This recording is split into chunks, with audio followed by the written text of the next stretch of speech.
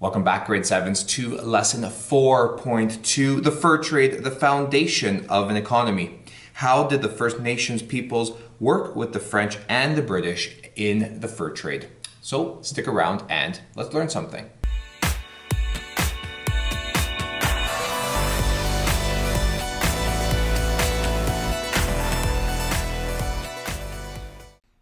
Lesson 4.2, how did the First Nation people work with the French and the British in the fur trade? So we're going to start off with the fur trade, the foundation of an economy.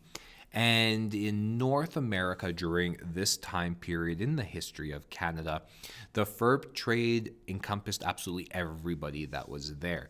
It included the First Nations, it included the Inuit, the Métis eventually, then the French, and the English, and it seemed like everybody was working together for this fur trade. And people were partners in this trade. So it began with European traders and First Nation hunters and trappers. We know this, we've talked about this in the past. This was the trade between the two of them. But as this trade, as this partnership developed, the First Nations wanted more. They wanted especially metals. And you can see on the picture here, we've got knives, axes, pots. You don't see it on here, but there's copper wire. They wanted guns as well. They also wanted blankets. They wanted cloth. They wanted threads. They wanted all of these things were new. And the First Nations were only interested in the actual fur. So they wanted to create coats and jackets, and as we heard, the beaver felt hats.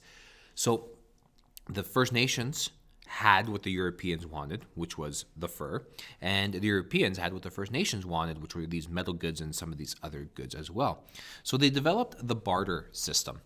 And the Europeans, they used coins and exchanging of goods to trade, and they did it based on the barter system. So the First Nations, they were trading corn, tobacco, furs, copper, and pottery with each other. Europeans were using coins. Now, for First Nations, those coins are going to be useless. And for the Europeans, they weren't interested in the corn or the fur, the tobacco. They were interested in the fur, is what they wanted.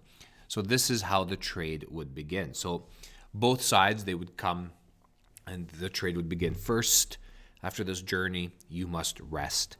At that point, after you're well rested, you are ready to exchange gifts. Then you're smoking a peace pipe, and then wampum is going to be stage number 4. And after all of this, then the trade is going to begin. And the First Nations really enjoyed trading with the French because the French, they adopted the First Nations way of trading. They had a process. They were calm, they were collected, and there was some sort of tradition, a ritual to the trade, unlike what the English were doing. And unfortunately, both the French and the English made a profit about 10 times more than what the First Nations were making. So we see this ethnocentrism happening here, and the Europeans are seeing themselves as a better off group of people. And it shows inside the trade in that they were getting more profit for these items that were being traded for. There's 3 main players in the fur trade.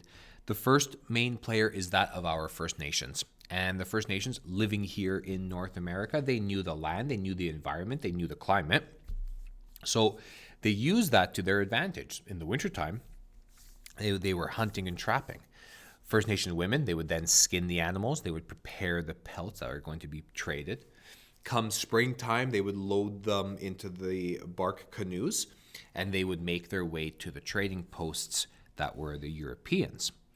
Player number 2 is that of the merchant. They financed and organized this trade. They purchased goods in Europe, and they shipped them off to North America, off to Canada, to trade with the First Nations. And then those furs that were being traded, they went back to Europe to be sold.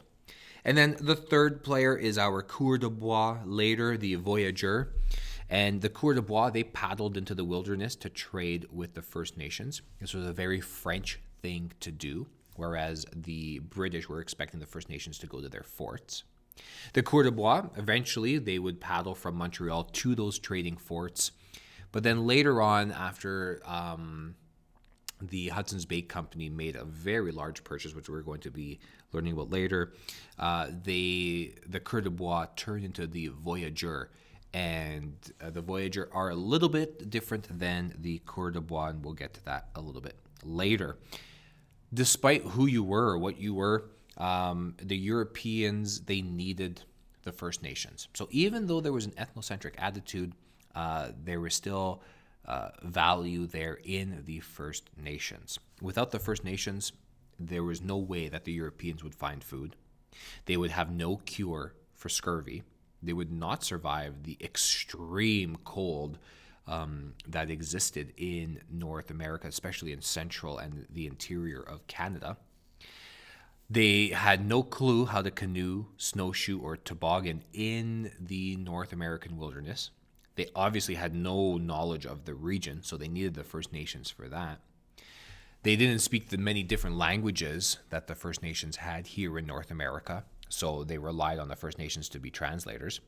And the First Nations were also the workforce. So they cooked, they sewed, they prepared the pemmican, which is like a beef jerky.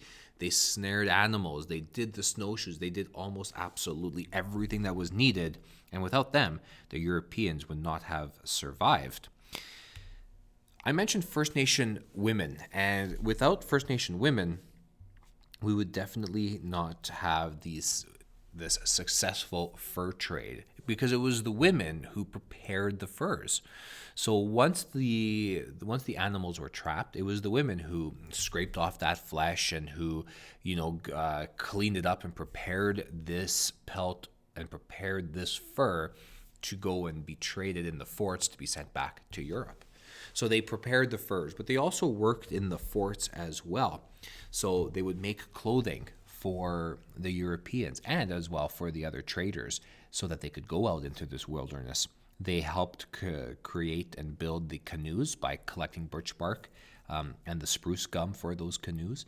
They made the fishing nets, they made the snowshoes, and they took care of the small animals. They collected food and all that kind of stuff that would be involved in the fur trade. They were also working on the road, so they would help to paddle the canoes and they would work in the camps. And actually, unless women were involved, the Dene, which are currently in present-day Northwest Territories and northern Alberta, they refused to do any traveling unless women were involved.